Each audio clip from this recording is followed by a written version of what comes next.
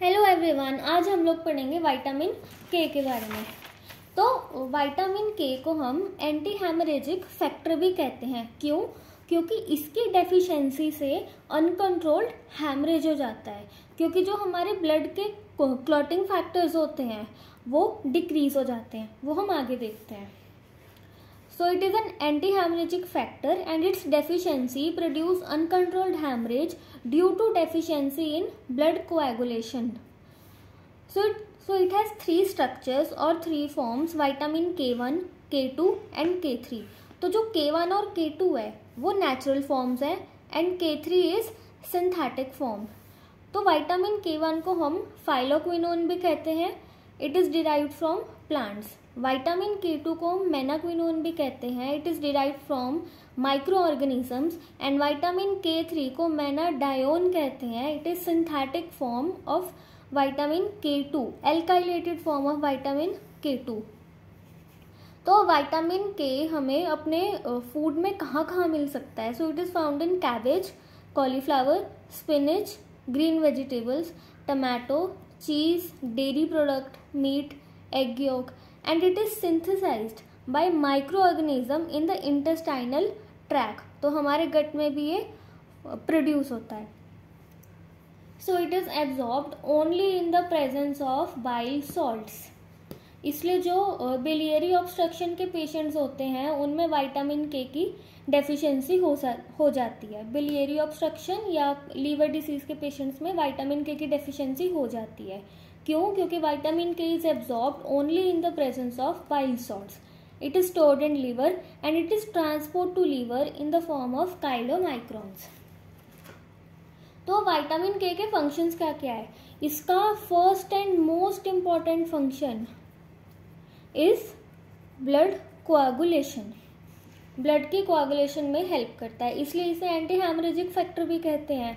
So vitamin K is required for the activation of blood clotting factors prothrombin 2, factor 7, 9 and 10. अब यहाँ पर एक चीज़ आती है हमारे पास, vitamin K dependent carboxylation reaction, which is one of the important reaction.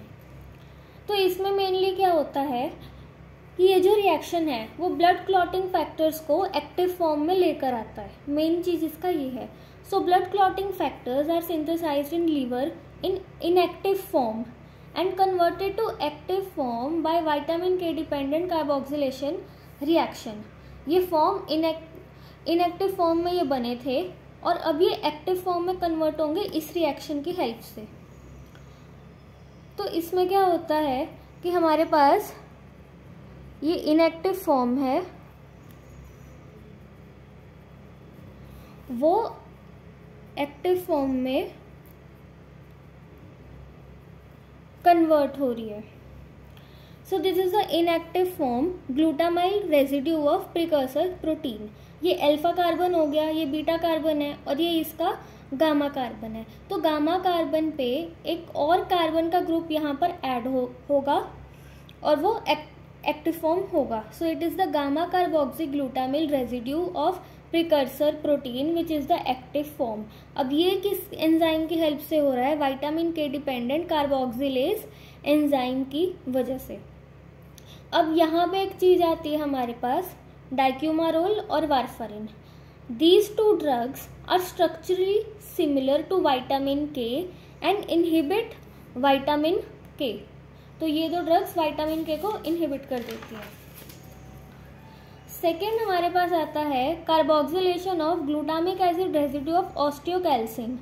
तो ऑस्टियोकैल्सिन हमारे पास एक कैल्शियम बाइंडिंग प्रोटीन है जो बोन में प्रेजेंट होता है, उसके कार्बोक्सिलेशन में हेल्प करता है. तो न्यूट्रिशनल रिक्वायरमेंट इसकी है 70 to 140 mg पर डे. तो डेफिशिएंसी से क्या होगा? हेमरेजिक डिसीजेज हो जाएंगे और जो इन्वेस्टिगेशन होगी, ब्लड इन्वेस्टिगेशन, उसमें हमारा क्लॉटिंग टाइम इंक्रीज मिलेगा, क्लॉटिंग फैक्टर्स और प्रोथ्रोम्बिन वो सब डिक्रीज मिलेंगे. तो अब इसकी डेफिशिएंसी कहाँ कहाँ मिलती है? Patients with liver disease and biliary obstruction, क्योंकि एब्जॉर्प्शन नहीं हो पाएगी. It is found in newborns. Newborns का जो गट होता है इट इज़ मेनली स्टेराइल, तो उस वजह से विटामिन के प्रॉपरली फॉर्म नहीं हो पाता. following antibiotic therapy that sterile the gut. And next is due to fat malabsorption, क्योंकि वो विटामिन के की एब्जॉर्प्शन नहीं होने देगा। तो अब इसकी जो टॉक्सिसिटी है या एक्सेस में अगर ये हो जाता है वो भी खराब करेगा। तो एक्सेस में ये क्या क्या कर सकता है, haemolytic anaemia and kernicterus in infants with low birth wait.